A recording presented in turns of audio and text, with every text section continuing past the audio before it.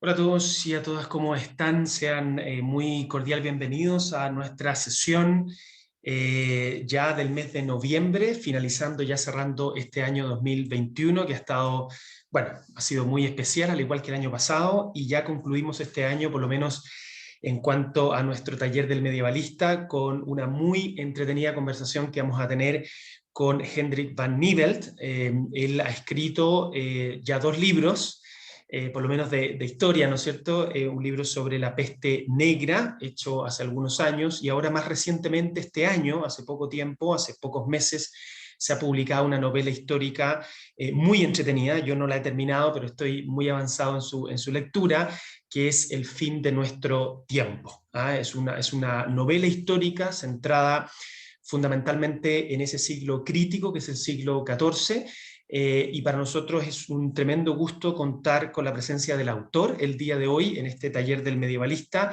y poder conversar con él sobre los pormenores, sobre lo que está detrás de la confección de una obra de ficción, pero que tiene muchísima historia, como veremos un poco más adelante. Y quisiera también agradecerles a ustedes, ¿ah? Haberse inscrito en esta sesión, haberse conectado. Nos ha pasado en los últimos talleres que muchísimas personas se han inscrito, pero no muchas personas se conectan en ese momento, bueno, entre otras cosas porque saben que esta esta conversación va a quedar debidamente grabada y a ella van a poder acceder posteriormente en mi canal de YouTube, y Hendrik también se va a encargar de generar difusión y promoción en torno a esta conversación. Así que muchas gracias a todos ustedes por conectarse a la sesión del día de hoy. Quisiera también agradecer a Hendrik, a quien conozco hace ya varios años. Tuve el honor de tenerlo como estudiante hace ya, no sé, unos 10 años, una cosa así, en la Universidad Gabriela Mistral, cuando en esa época dictábamos cursos de historia medieval, y bueno, nos topamos en algunos cursos y después con muchísima alegría me tocó ser parte de la comisión de su examen de tesis de magíster, que la escribió justamente sobre temas relativos a la peste negra. A partir de ese momento nació justamente su primera gran publicación histórica en torno a este crítico siglo XIV y la peste negra, y bueno, de ahí arranca también, ¿no es cierto?, de ahí se inspira buena parte del contenido histórico que se considera en esta obra El fin de nuestro tiempo. Bueno, voy a pedirle a Hendrik, después de un video que vamos a mostrar ahora, que él mismo pueda presentarse, que nos vaya contando un poco cuál ha sido su trayectoria. Ustedes se van a sorprender desde el mundo de la administración, los negocios, la finanza. Él no tiene formación de pregrado en historia, en humanidades, como ustedes podrían pensar, sino que viene de otro mundo profesional, y se ha ido acercando de manera muy potente, muy decidida y comprometida al mundo de la historia, de las humanidades, y se ha convertido ya prácticamente en un especialista en lo que es la Europa del siglo XIV, tema que, como les dije, ha abordado con una perspectiva completamente histórica en un libro publicado hace algunos años, y ahora con una perspectiva de novela histórica en este reciente libro. Yo quisiera partir mostrándoles un video. Voy a dejar de compartir esta pantalla ahora y les voy a compartir un video que es bueno, podríamos decir una introducción al libro. Más que una introducción, es realmente una especie de invitación a conocer el contenido fundamental del libro.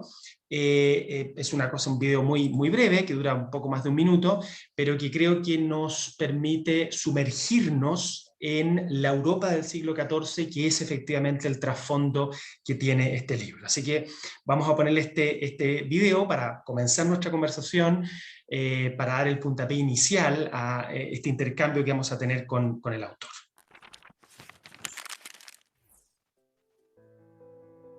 Tres familias, tres destinos que se entrelazan. Ambientada en medio de la Guerra de los 100 años, nobles, burgueses y siervos intentan sobrevivir al desastre que asola Francia. Guerra, peste, lucha dinástica y la rebelión campesina. En este libro seremos testigos de las pasiones, luchas de poder e intrigas de hombres y mujeres que creen estar viviendo el fin de su tiempo.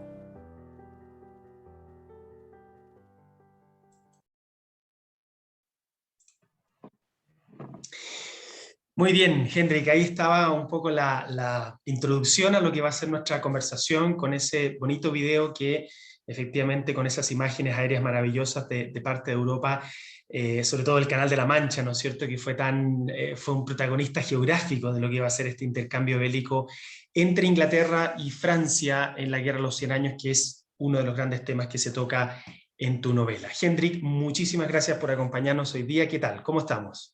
Muy bien, muchas gracias por la invitación y la oportunidad de hablar y difundir el libro. Excelente, Henry. Bueno, algo yo alcanzaba a decir un poco de cómo nos habíamos conocido hace algunos años, pero quisiera partir esta conversación, Henry, con lo que puede ser una gran sorpresa para muchas de las personas que amablemente nos acompañan hoy día, y es que tú mismo nos vayas contando un poco cómo fuiste transitando. Yo sé que el mundo de la administración, de los negocios, de la ingeniería comercial es un mundo que tú nunca has abandonado, sigue siendo parte integral de tu vida profesional, pero a pesar de ello has complementado esto o has transitado a algo que me consta que te apasiona, y que es muy distinto, o al parecer es muy distinto, que es el mundo de la historia medieval en particular, y también ahora incursionando el tema de la novela histórica. ¿Cómo ha sido ese tránsito? ¿Qué es lo que ha pasado un poco resumidamente en tu vida que te ha llevado a la historia medieval en particular, y ahora incluso a incursionar en la novela histórica? Bueno, como dices tú, he tenido una trayectoria hacia la historia bastante atípica. Eh, yo estudié ingeniería comercial, primero en la Universidad Adolfo Ibáñez y después hice un máster en el IES en España, pero a mí siempre me ha gustado la historia y además uno es un poco hijo de sus circunstancias. Toda mi familia es fanática de la historia, mi padre es doctor en historia, entonces siempre tuve ese interés y a pesar de que tuve esa formación de administración, siempre seguí tomando cursos de historia y encontré fantástico esa idea que crearon hace unos 10 años atrás en la Universidad Gabriela Mistral de poder sacar un magíster en historia a la gente que tenía licenciatura fuera de esa especialización. Así que aproveché la oportunidad y hice el curso, hice todos los ensayos, las tesis, y finalmente me gradué con la tesis de la peste negra, a la cual tú fuiste uno de los jurados junto con Ana Luisa Hahn y Magdalena Merila. Claro, excelente. Oye, Y lo otro es que siempre sí, tuve el interés siempre tenía el interés de algún día escribir una novela histórica, porque a mí también me gusta mucho la novela histórica y leo bastante. Y siempre tenía la idea que cuando tuviera el tiempo suficiente iba a escribir una novela histórica. Y cuando llegó la cuarentena, seguí los pasos de Boccaccio y escribí claro. esta novela.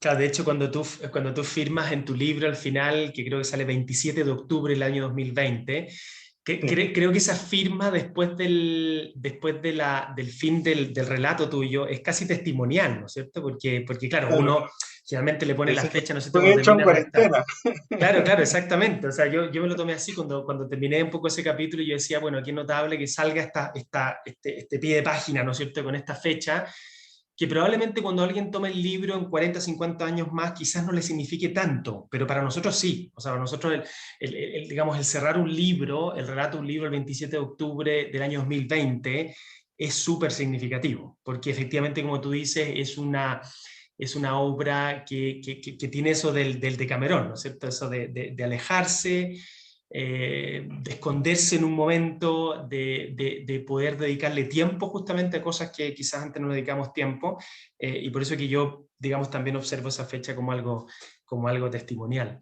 Te Y iba a preguntar, hay como una continuidad psicológica, porque ellos y nosotros estábamos viviendo una epidemia que nos tenía recluidos y increíblemente después de 700 años no ha habido mejor solución para detener los contagios que que la el cuarentena, recluirse, digamos. la cuarentena, Claro, claro. claro, claro, Lo una mismo, cuarentena. hay una lección de hace 700 años y eso de estar además separados, con medidas de higiene, Claro, allá lo hagan todo con vinagre.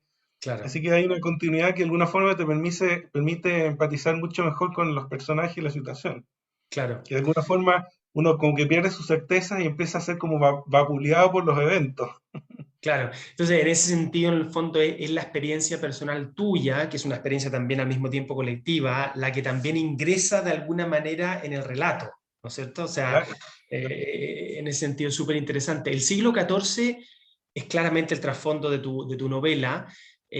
¿Cuáles son los hechos? Bueno, yo un poco lo sé porque he leído el libro y te conozco, pero en el fondo para que le cuentes a la gente que nos está escuchando, ¿cuál es la gran inspiración histórica que está detrás digamos, de esos capítulos que animan el relato de tu obra? ¿Por qué el siglo XIV?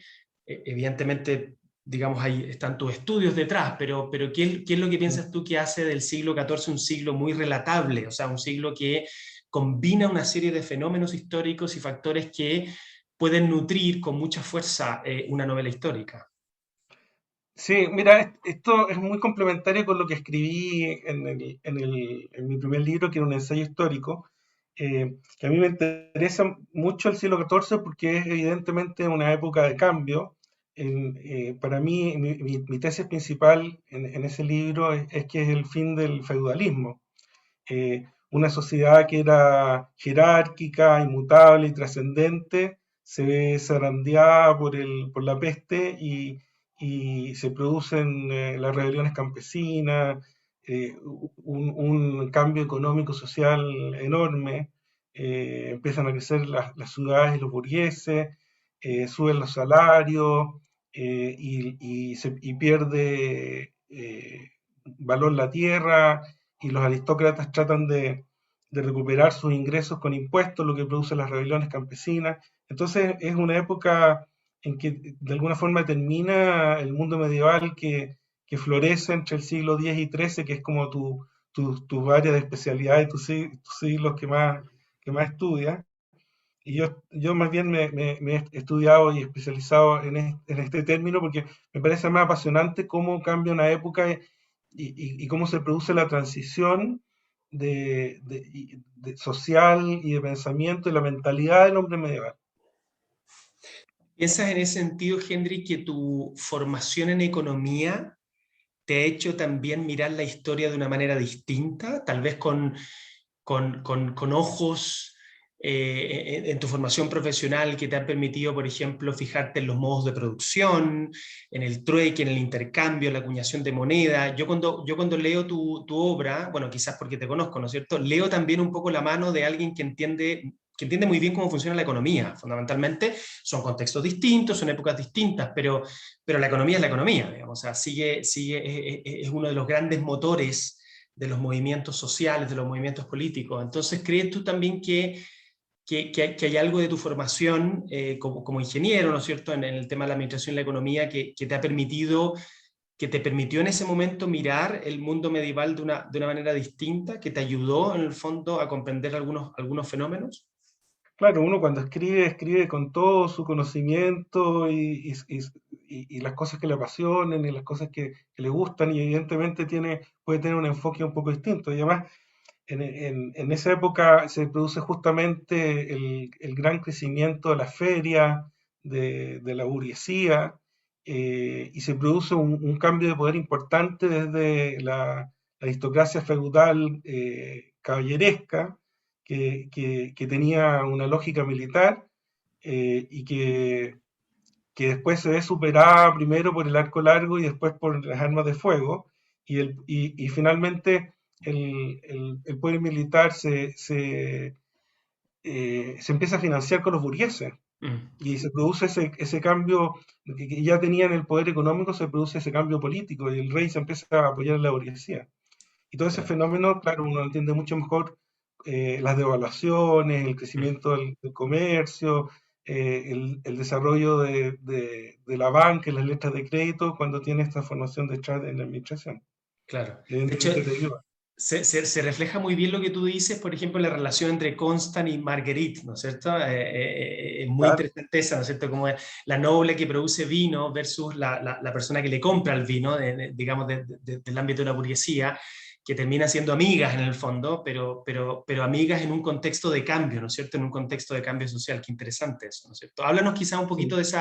de esa relación entre Constance la burguesa y la noble Marguerite que se Mira, plasma en tu libro. lo que me pasó como entretenido con mientras escribía el libro es que yo primero partí el libro como pensando qué cosas que me gustaría comentar, relatar y hacer, de alguna forma, hacer vida lo que tenía en el otro libro a través de la experiencia de los personajes, la experiencia vital de los personajes.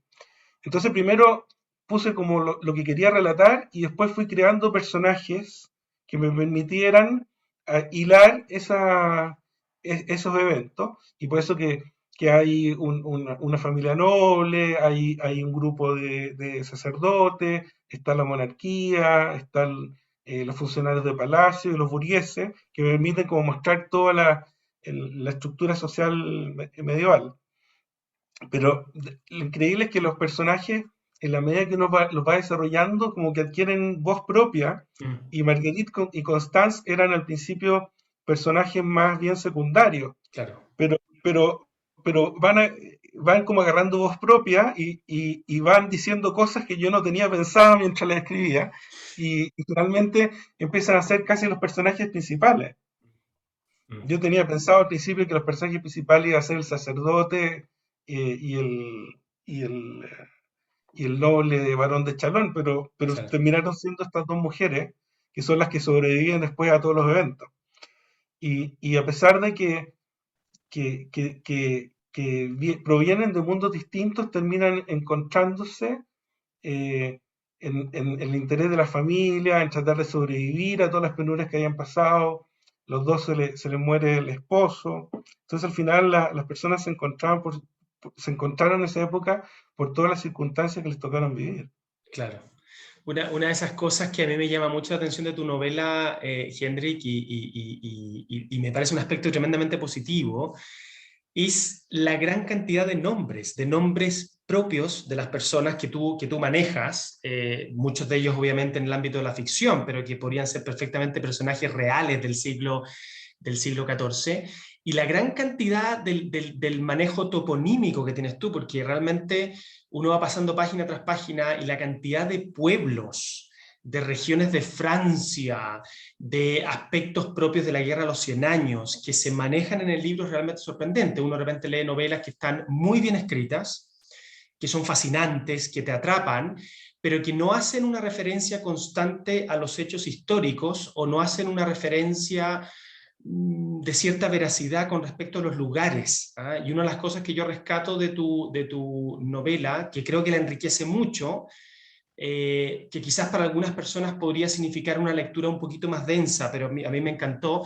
es la constante referencia que tú haces, no solamente a los hechos históricos, sino que a lugares. ¿Ah? De hecho, Gilles de Chalon, ¿no es cierto? Hay un Chalon en Champaña, no sé si es el Chalon que tú tenías en la cabeza, digamos, pero uno Sí, no sí, siempre sabe si el autor es ese, ¿no es cierto? El pueblo de sí. Champaña, que es efectivamente un pueblo medieval, en fin, el norte de Francia fue un escenario muy importante para algunas de las principales batallas de la Guerra de los Cien Años. Entonces, una cosa que a mí me gustó mucho de la novela esa es el gran manejo, o sea, se nota tu formación histórica, porque hay un manejo muy importante de los lugares de Francia. Y yo siempre digo un poco, uno puede escribir ficción a partir de la historia, pero cuando la ficción se aleja demasiado de la historia pierde fuerza, porque por algo es novela histórica, es porque tú la quieres situar en un lugar, la quieres situar en un contexto, y en la medida en que hay referencia a ese contexto, a esos lugares y a esos nombres, es que la novela logra atraparte, logra sumergirte en el siglo XIV al lector de una manera mucho más efectiva. Entonces, un poco el comentario pregunta que te quiero hacer es en el fondo, de dónde proviene todo este conocimiento, ¿no es cierto?, geográfico, toponímico de Francia que acompaña la novela. ¿Qué libros de historia te acompañaron, por así decirlo, en la confección de esto? ¿O cuáles fueron, de alguna manera, tus referencias de consulta, digamos, para hacer que el libro efectivamente tenga un trasfondo histórico y geográfico realmente sustancial? Mira, yo, como te decía, uno escribe con todo su bagaje de conocimientos y pasiones, y yo estudié en la Alianza Francesa, Ya, y además eso me permitió además la facilidad de viajar varias veces a Francia y dominar el idioma. Entonces tengo un conocimiento físico de muchas de esas zonas que te ayuda mucho.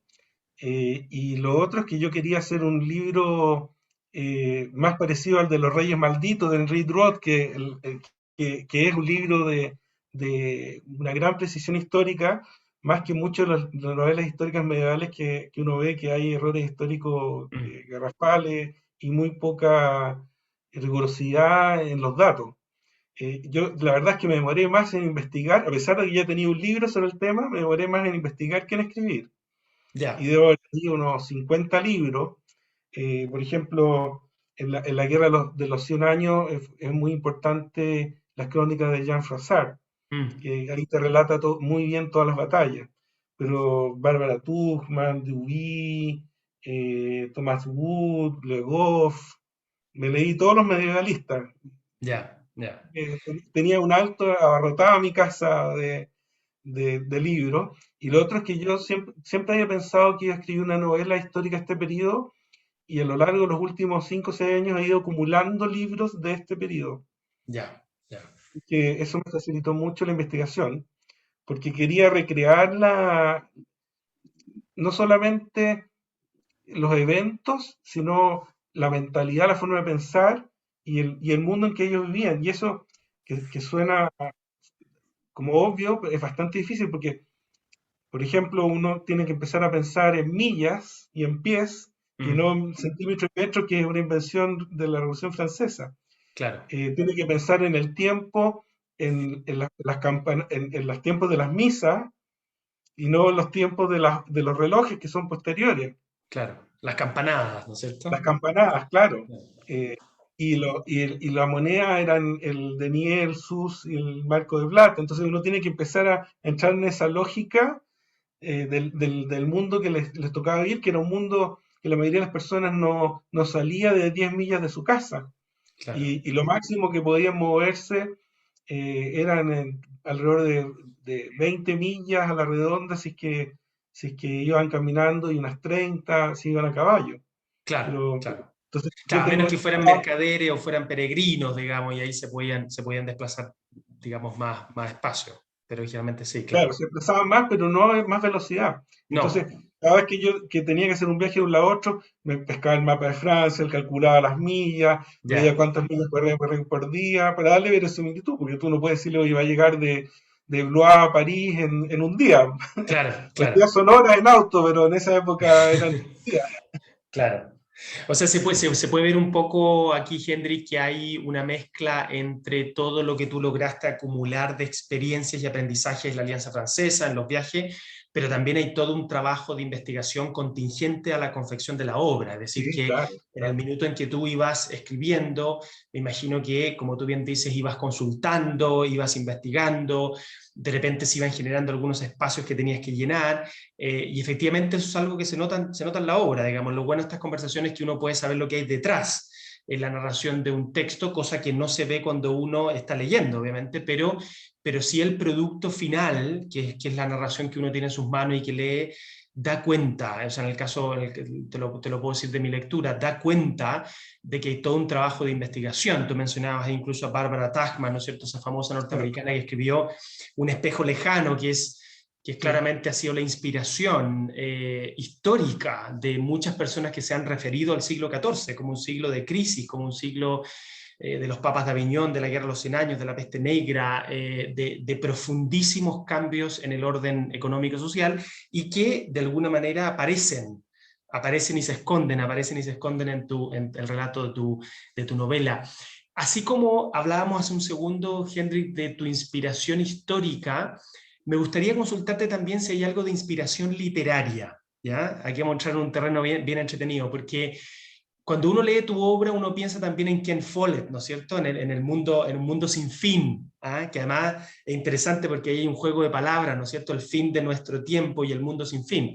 El mundo sin fin, como tú sabes, tiene prácticamente el mismo contexto histórico, tiene el mismo trasfondo histórico o muy parecido al que tú utilizas en tu novela. Entonces, lo que te quería preguntar es que así como hay todo un trabajo de investigación histórica que es patente en tu obra, todo un trabajo de lectura de libros, de mediciones y todo eso, Hay también, yo no lo pude así captar rápidamente porque la literatura no es lo mío, pero te quería preguntar si hay también algunas influencias literarias importantes, narrativas importantes. Hay películas, series, novelas históricas, Humberto Eco, Ken Follett, en fin, que te Claro. han inspirado en la forma de escribir, en la forma de tratar los personajes, en la forma de abordar los diálogos, o más bien lo que hay es un gran conocimiento histórico que ha sido trabajado en una narrativa de ficción, digamos que no tiene mayores influencias desde el punto de vista literario.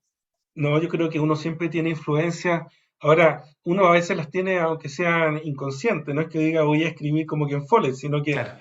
uno ha leído 5 libros de Ken Follett, toda la saga de los Reyes Malditos, no sé, me he leído 100 novelas históricas, finalmente eso te termina influyendo y además no solamente en lo que uno dice voy a escribir así, sino en no quiero escribir así. Claro, para Por distinguirse ejemplo, quizás. claro, La Catedral del Mar, que es una novela histórica muy entretenida, que además ha tenido película, me parece desde el punto de vista histórico muy mal planteada y que es un reflejo de toda la caricatura que hay sobre la Edad Media, que también es uno de los objetivos de mi libro, es tratar de presentar la Edad Media desde un punto de vista mucho más objetivo y tratar de salir de los lugares comunes de que es una época oscura, de reyes absolutos, en la cual no haya ningún contrapeso a la iglesia o al rey, en que había un abuso permanente hacia los siervos, y tratar Claro. de dar un poco la verdad histórica. Oye, en esta época se crean las universidades, así que tan Mm, oscura no puede ser. Se mm. crean probablemente el monumento que a mí por lo menos me parece que es la mayor perfección arquitectónica que ha hecho el hombre, que son las catedrales góticas, Mm.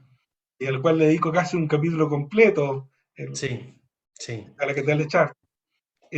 Y tratar un poco de tener una visión más objetiva y neutral. Por ejemplo, todo el proceso feudal, eh, para allá el siglo XIV, en gran parte de Francia ya se ha acabado y eran arrendatarios de la tierra por un tema económico que era mucho más Mm. rentable que le pagaran arriendos que tenerlos como siervos. Y mucha gente no sabe más que muchos de los siervos entraron voluntariamente a la servidumbre porque era una época muy convulsa militarmente, que era la mejor forma de conseguir algún tipo de protección. Y seguridad, claro, exactamente. Seguridad, claro. Sí, Entonces, al final era trabajo por seguridad. Y cuando ya a los nobles no le dan seguridad, se acaba la relación. sí, Por sí. eso que empieza que es el fin del feudalismo. Sí, yo percibo bastante bien en tu libro, Hendrik, lo que tú acabas de comentar. A mí me parece que tu narrativa es muy pormenorizada, pero es matizada también. ¿Matizada en qué sentido? Uno, en que no observo en tu libro los lugares comunes, como tú bien dices. Creo que eso está muy bien logrado en el libro. Porque también hay mucha novela que utiliza ese recurso con un abuso que es realmente insolente, ¿no es cierto? Los lugares comunes, ¿no es cierto? La violación, ¿no es cierto? El derecho de pernada, que sabemos que no existió por lo menos en la época medieval. O sea, un cierto sensacionalismo que produce fascinación respecto al mundo medieval, pero que es una fascinación morbosa. O sea, sabemos que, digamos, esa lectura Caricaturesca, genera. Exactamente, exactamente, porque es lo que vende un poco. Entonces, son lugares comunes que son tan exitosos que lamentablemente se van repitiendo en las series y en las películas y también en la novela histórica, aún en autores que son muy eximios, que escriben muy bien, que venden muchos libros, que te logran atrapar del punto de vista de la narrativa, pero que sin embargo proyectan, como tú dices, una idea completamente falsa de la época medieval, porque una cosa es escribir literatura histórica y otra cosa es falsear. Son dos cosas distintas. O sea, uno puede armar una ficción, como tú bien lo haces en tu libro, con un contexto histórico bastante sólido, donde tú te logras como lector sumergir en ese contexto porque hay una referencia a ese contexto que es de veracidad, como dices tú, en la medida de lo posible, evidentemente. Pero claro, uno ha tomado tanto libro, ¿no es cierto?, donde existe estos lugares comunes, ¿no es cierto?, generalmente muy morbosos, y donde también los personajes no están suficientemente matizados. ¿Qué quiero decir con esto? Que están las personas imposiblemente malas y perversas, y siempre perversas, y no cambian desde la página 1 a la página 400, y las personas buenas, perfectamente buenas, que no cambian y que son los buenos, y que tú en el primer capítulo sabes ya identificar quiénes son los buenos y quiénes son los malos. A mí me pasa eso, por ejemplo, un poco con Los Pilares de la Tierra, ¿no es cierto?, y con otras obras que Claro, son magníficas, pero que de principio a fin, sobre todo después cuando se han hecho películas y series, son una lata, porque tú ves el primer capítulo y ya sabes perfectamente todo, cómo va a terminar, quién va a terminar con quién y todo eso. Creo que una cosa bastante bien lograda en tu obra es que se representa al ser humano como el ser humano es, con sus matices. O sea, tú puedes tener una persona que es buena, pero que en el capítulo 2 puede ser mala, digamos. Y que no es que sea buena ni mala, sino que son simplemente personas que actúan de acuerdo a las circunstancias y van desplegando una moralidad que es súper compleja, digamos, que no es ni blanco ni negro, ¿ah? Como suele pasar de repente en algunas películas, series que proyectan estos personajes blancos y negros, buenos y malos, digamos, y son siempre así, y por lo tanto todo lo que dicen y hacen va a ser o siempre bueno o siempre malo, como si el ser humano fuera así, digamos. Entonces, claro, es irreal. es completamente irreal, ¿ah? Es completamente irreal. Y lo otro que, y lo aprovecho de decir a propósito de tu comentario, es que se genera una idea completamente falsa del periodo, si ese es el tema. O sea, evidentemente el siglo XIV es un siglo crítico. El siglo XIV es un siglo muy complejo para Europa. Pero no todo lo que sucede es malo, mirado desde el punto de vista del día de hoy, y las personas que son protagonistas de esto son seres humanos como nosotros, digamos, en un contexto particular, pero como nosotros. Entonces, efectivamente, en muchas de estas series, películas y novelas históricas se proyecta una idea a través de estos lugares comunes muy mala, muy oscura de la época medieval, y la verdad es que es bastante injusta en ese sentido. Hablando de esto, Henry, precisamente, es que te quería preguntar, me llamó la atención que tú, nada más comenzar el libro, citaste un himno, un poema, ¿no es cierto?, Los días de la ira, Era ir así. el día de la ira, ¿no es cierto?, atribuido a Tomás de Celano, que es un franciscano, pero que es un franciscano que vive más bien, yo diría, en la primera mitad del siglo XIII, ¿no es cierto?, incluso conoció a San Francisco y todo eso.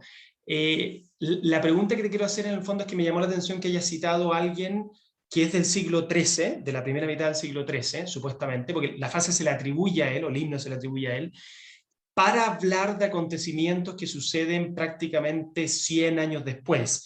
Tu intención en el fondo tiene un carácter premonitorio, o sea, en el sentido de tú lo tomas como una poesía, como un himno de los tiempos que se vienen en el siglo siguiente, o más bien es porque encontraste en esos versos una encarnación de ese momento crítico, nefasto, complejo para Europa, mejor descrito que cualquiera de los autores que tú pudieses citar en el siglo XIV, como el mismo Boccaccio o Petrarca, ¿no es cierto?, o Dante, que es un poquito antes, pero que también tiene ese carácter visionario, profético, premonitorio de que se vienen tiempos realmente muy difíciles y muy críticos para Europa.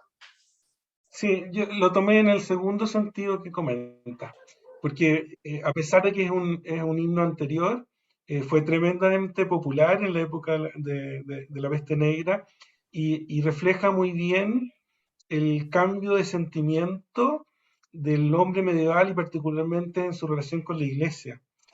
Antes existía, antes de la peste negra, una relación con la divinidad como un Dios del perdón, del amor, de la caridad. En la peste negra, el Papa Clemente comete el error de asignarle la culpabilidad a la peste a los pecados Claro, como un de castigo todos los divino. cristianos, un castigo divino. Y eso produce un cambio del Dios del amor al Dios de justiciero, incluso cambia la figura de la cruz. Cuando tú Claro, ves las cruces antes de la peste negra, es siempre Cristo majestuoso, triunfante. hierático, triunfante, con los brazos en forma horizontal, completo. Y después de la peste negra es un Cristo sangrante, lleno de llagas, Abatido. abatido, de alguna forma como derrotado y con los brazos caídos, que es el Cristo que después nos llega en los cuadros quiteños, y desde España, y se crea una fe eh, mucho más torturada y Mm. llena de síntoma de culpa, que incluso hasta hoy día hay una parte grande Sí, de los cristianos que están en ese énfasis de la culpa más que en el énfasis de la caridad y el amor. Y yo creo claro. que ese reflejo del cambio de la mentalidad, que creo que fue crítico y en un punto de vista muy negativo en la historia de la iglesia, queda muy bien reflejado en esa oración. Ya, perfecto. O sea, que encarna muy bien un poco el espíritu El espíritu. que se va a ir tomando las mentalidades religiosas de Europa que tú bien describes, y que interesante un poco también verlo desde el punto de vista del arte, ¿no es cierto? Claro. En el arte renacentista y el arte barroco, a pesar de que el Renacimiento es un momento de recuperación y todo eso, es notable, claro, cómo se ve un Cristo mucho más vencido, más abatido, más sufriente sobre todo, y que se Es como que mezcla si como... quisieran que Cristo sufriera con uno, con todas las penas de la gente que Correcto, está sufriendo la pesta, que está perdiendo a claro. sus familiares. Claro, claro. Y es interesante porque en el fondo eso, como tú bien sabes, se mezcla con un tema de humanizar también, o sea, Claro, hay dimensión la artística de humanizar, humanización de Cristo. de acercar a Cristo a nosotros, en el sentido de que Cristo sufre y padece como el ser humano, pero como tú bien dices, también hay un sentimiento de culpabilidad, o sea, un sentimiento como de generar una mentalidad purgante, sobre todo, ¿no es cierto? Que este es un valle de lágrimas, ¿no es cierto? Que tenemos que pasar la vida lo más rápido posible para encontrarnos con Dios, porque la vida es una miseria. Y también un poco interesante observar que eso se va a tomar también un poco la mentalidad tridentina, ¿no es cierto? La mentalidad tridentina del siglo XVI, la contrarreforma, todo eso que va a ser una reforma, digamos, como reacción al avance del protestantismo, también va a tener ese tinte, ¿no es cierto? También va a tener esa característica. Y respecto a Perdona, eso, y sí, una, y donde queda muy claro ese sentimiento en los flagelantes, que yo le dedico claro, un capítulo completo, que claro. ya es la exacerbación del sufrimiento, de la penitencia, y que finalmente termina absolutamente desviada la iglesia, atacando las iglesias, incendiando eh, los templos, y prohibido por el Papa Sí, y el Emperador. sí, es interesante eso que tú comentas al final, porque uno tiende, o sea, no uno porque uno ha estudiado la historia, pero generalmente los estudiantes tienden a pensar que los flagelantes estaban completamente avalados por la iglesia, no es así. Efectivamente, la iglesia toma una decisión bastante temprana y muy comprometida de condenar todo lo que es el tema de los flagelantes, entre otras cosas porque, como tú sabes, se ve la penitencia como un fin y no como un medio. Es súper interesante eso, o sea, no se ve la penitencia como un medio para llegar a Dios, para purgar los pecados, sino que se ve como un fin en sí misma, digamos, lo que puede ser una cosa, si tú lo piensas, profundamente atea, en el sentido Claro.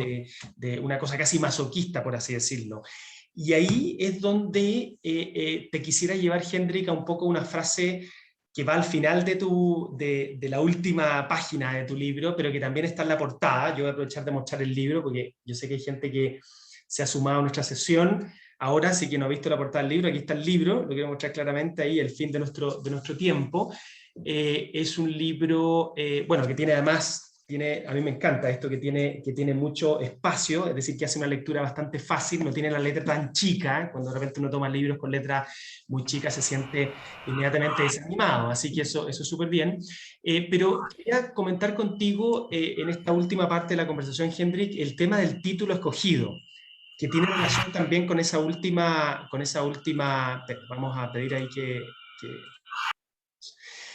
tiene que ver también, Henry, con esa última frase en esa simpática conversación entre Constant y Marguerite, ¿no es cierto? En el Eh, con, sauna.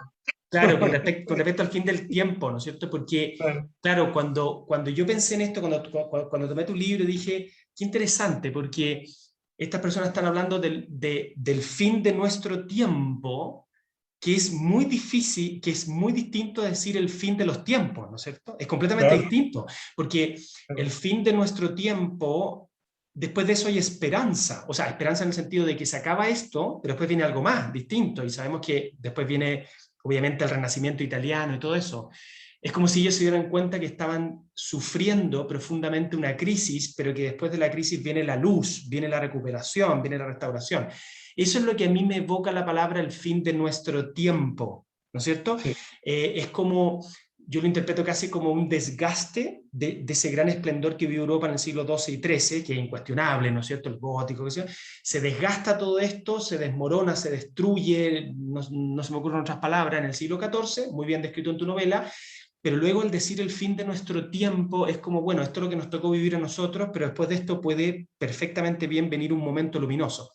En cambio, hablar del fin de los tiempos evoca una cosa completamente distinta, ¿no es cierto? es que Evoca se una cosa, agotó ya. claro, porque el fin de los tiempos es apocalíptico, es Claro, ese totalmente es un fin apocalíptico. ya eh, con raíces bíblicas.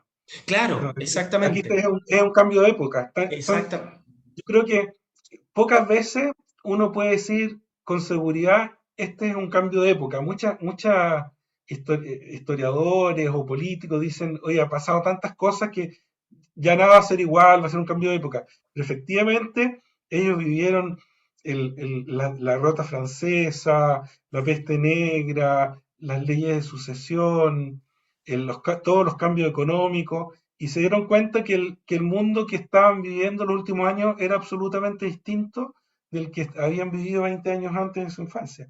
claro, claro, Y claro, y que ambos, los nobles y los burgueses, llega a ser un mundo absolutamente distinto. Y claro. ya ella anticipa, de alguna forma, cuando dice, eh, sí, Marcel no ocupó los medios adecuados, pero en el fondo lo que decía tenía razón, ya anticipaba un crecimiento del poder político y económico de la burguesía. Claro. Y por eso, Hendrik, es muy interesante que en el fondo, a pesar de lo que nos ha dicho Le Goff, que él habla de la larga Edad Media, ¿no es cierto? Una Edad Media que se extiende hasta el fin del antiguo régimen con la Revolución Francesa, más bien lo que uno tiende a pensar, y en eso yo estoy completamente de acuerdo contigo, es lo contrario, es que la Edad Media realmente se acaba en el siglo XIV. O sea, se acaba, digamos, entendemos que la Edad Media es un Es una constructo, invención, es una palabra pedagógica, ellos no usaron nunca la palabra medieval, no eran sistemática. conscientes, nada, o sea, imagínate, eso se inventa mucho después. Pero ya que hemos dividido la historia en periodos para poder quizás comprenderla un poco mejor y para poder enseñarla mejor, me da la impresión, y creo que en esto coincidimos bastante bien, que después del siglo XIV ya no hay propiamente tal Edad Media, o sea que realmente estamos frente a un periodo que es distinto, o sea, y que es distinto, como tú bien dices, en todas sus dimensiones, porque no es solamente en lo económico, es también en lo social. Piensa tú lo religioso, hablamos anteriormente del arte, pero también los papas de Aviñón, o sea, primera Claro. y última vez que los papas de manera prolongada residen fuera de Roma, o sea, es una cosa impresionante, o sea, de pocos décadas después de Cristo que no se había dado, ¿no es cierto?, que los papas estuvieran 80, 90 años fuera de Roma. Entonces, claramente si el líder de la institución más importante de la Europa medieval, como es el Papa, pasa todo ese tiempo fuera de Roma, teniendo en cuenta además, Hendrik, una cosa que se la comento a la gente que nos escucha, los papas durante muchos siglos sufrieron ataques, Roma fue saqueada no sé cuántas veces en la época medieval y sin embargo los papas no abandonan Roma. Los No, normandos, por ejemplo, atacaron Roma no sé cuántas veces, la incendiaron, y es muy notable ver que, sin embargo, los papas no abandonan Roma. Digo, no la abandonan de manera prolongada. Gregorio VII muere en Salerno, pero atacado por todos lados, preso. Pero no, tú no tienes décadas, ¿no es cierto?, de la ausencia de los papas en Roma, aunque se establecen antipapas. Entonces, claramente un poco la lectura de tu novela también nos remite, y esto un poco quisiera escuchar tu comentario, a una necesidad de revisar las fechas, o sea, realmente de no seguir hablando de 1492, de no seguir hablando de 1485, que es la fecha que utilizan los ingleses para cerrar el periodo medieval, sino que hablar de que efectivamente tenemos que volver a pensar en los nombres, tenemos que volver a revisar los periodos, pero que efectivamente el cambio de época que se produce en el XIV es tan sustantivo que ya es lo que dices tú, o sea, el siglo XV poco tiene que ver con el siglo IX. El siglo IX y el siglo XV son dos épocas completamente distintas y sin embargo en el colegio, en la universidad, se nos enseñan como parte del mismo periodo. Entonces, me gustaría un poco ya ir cerrando la conversación y que tú nos comentes un poco más sobre eso. mira, eso está muy tratado en este libro, Sí, que además tuve el agrado que fue declarado material complementario por el Ministerio de Educación. Así excelente. es que eh, ellos mandaron 6.500 libros a las bibliotecas de los colegios públicos de Chile, así que espero que empiece a cambiar un poco la periodicidad Excelente. con esa difusión. Muy Pero bien, es evidente lo que dices tú, y es la tesis principal del libro. Eh, antes de la peste negra, la, la iglesia tenía un rol absolutamente predominante desde el punto de vista no solo político, sino también de dirección espiritual. Pero después de la peste negra queda tan debilitada su prestigio que los reyes ya no tiene el mismo peso que tenía antes. O sea, claro, y eso se nota, por ejemplo, en Inglaterra. No se habría producido nunca la separación de la iglesia claro, 2 siglos antes. La claro, excomunión deja de tener. La excomunión significaba antes que los vasallos se iban a rebelar contra su señor, contra el claro, rey. Después de la peste negra ya hay una separación, bueno, hay todo un movimiento intelectual en las universidades inglesas y francesas que avala eso. claro. Pero era un movimiento que era minoritario y después pasa a ser como aceptado por la mayoría de los juristas Se y consolida. se consolida, claro. Claro, Y por otro lado, la pérdida de poder económico de la aristocracia guerrera fue tan importante que provocó un cambio del centro del poder hacia las ciudades y hacia los burgueses claro, que no lo volvieron a recuperar porque ya no tenían la importancia como defensa militar y sus rentas empezaron a disminuir mucho. Bueno, se dice que la guerra de los 100 años no la pudieron ganar los ingleses porque al disminuir la población se hicieron tan caros los soldados que no podían pagarlo y ellos claro. en relación a Francia eran un tercio de De la la población. potencia económica, de la población y de la potencia económica. Entonces era una guerra imposible de ganar, de financiar. Claro, Y por otro lado, como habían bajado mucho sus rentas por la tierra, era todavía un muy buen negocio para saquear. Entonces lo que se mantuvo en realidad cuando uno piensa en la guerra de los 100 años, hay básicamente 3 grandes batallas y todo el resto son incursiones de saqueo de los ingleses que van haciéndose de los bienes de la ciudad francesa. sí, tal cual. Bueno, llegamos ya al final de nuestra conversación. Yo quiero saber si es que del grupo que nos acompañan hay alguna consulta, una pregunta que le quieran aprovechar de hacer aquí a Hendrik, el autor de este libro. La pueden plantear por el chat si ustedes quieran. Yo ahí hago lectura de la pregunta o el comentario. Tenemos 10 minutos para esto, poquito tiempo, pero lo suficiente dado que somos un grupo pequeño. Y mientras ustedes plantean la pregunta, que por favor les pido que la hagan con toda confianza en el chat. Entiendo, Hendrik, que tu libro se puede comprar en Amazon, ¿no es cierto? Que se puede comprar en Busca Libros o Busca Libre. ¿Qué otros lugares también? Mira, hay como 80 lugares donde se puede comprar, Ya, ya, pero lo más importante está Book Depository, que ya. a mí me gusta mucho, Barnes and Nobles, La Casa del Libro, eh, Mercado Libre, eBay, El Corte Inglés, Cúspide, Script, Gandhi. Si Perfecto. ponen en internet el título del autor, van a aparecer 60, 80 Inmediatamente, sí, opciones. sí. Sí. Sí, hoy día es bastante fácil adquirir eso. Mabel nos escribe, muchas gracias Mabel, en el chat, preguntándonos, Henry, si puedes volver a mostrar el libro, el de la peste negra, el anterior, Ah, digamos, el que se dio a las escuelas públicas, lo que es un gran logro. Ahí está, Mabel, para que tú lo veas. Es un libro que se llama El fin de la sociedad medieval, la peste negra, que es un gran mérito de Henry el haber logrado que esto se instalara en las escuelas públicas, porque ese, digamos, es el gran aporte que pueden hacer los historiadores para ir cambiando, ¿no es cierto?, las distintas mentalidades que se generan, mentalidades generalmente peyorativas que se tienen respecto a la época medieval y a este periodo. No sé si hay más preguntas, consultas que quieran aprovechar de hacerle al autor. Tenemos todavía unos 8 o 9 minutos que nos el quedan. libro de la peste negra también se puede encontrar en otros lugares, ¿eh? Ya, También está perfecto. ampliamente disponible. Ese Y la también verdad está, que está en el mérito Amazon, es, está en otras partes, ¿no es cierto? sí, en las mismas Ya, partes, sí. ya, perfecto, Y el perfecto. Sí. mérito de haberlo llevado a los colegios en realidad no fue mío, fue del editor de Origo y de Ah, Magdalena. claro, de la red cultural, Yo cumplí efectivamente. con escribirlo, pero ellos lograron la difusión. Claro, bueno, para pero no... un libro tiene que ser bueno también, tiene que tener su Sí. contenido potente como para poder ser considerado, digamos, para esa masividad de público. Así que muy, muy bien en ese sentido. No sé si hay más consultas, más preguntas que quisieran hacerle al autor. Aprovechar este momento, que somos poquitos, ¿no es cierto?, para preguntar. Está todo más o menos claro. Yo les aprovecho de contar ya de cierre, pueden hacer las preguntas todavía, tenemos unos 8 minutos, que como les decía al principio, esta es nuestra última sesión para este año. El próximo año vamos a seguir con esta bonita instancia del taller en el taller del medievalista. Vamos a tener obviamente otros invitados.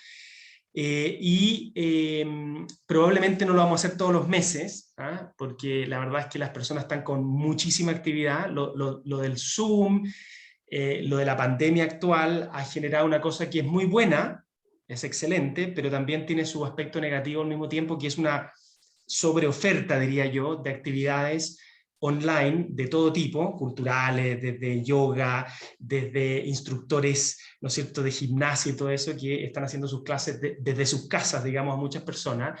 Y entonces, claro, es muy bueno, por un lado, pero se ha producido obviamente una saturación en términos de la cantidad de actividades académicas y no académicas en las que queremos participar. Así que el próximo año vamos a seguir obviamente con esta instancia, pero probablemente lo vamos a hacer cada 2 o 3 meses, digamos, para que efectivamente no saturemos, digamos, la oferta de actividades académicas. Dice ahí Fernando, meritorio que un ingeniero tenga esa debilidad, ¿no es cierto?, por la historia, ¿no es cierto, Henry? Más que debilidad uno pondría pasión por la historia, ¿no es cierto? Pasión, sí.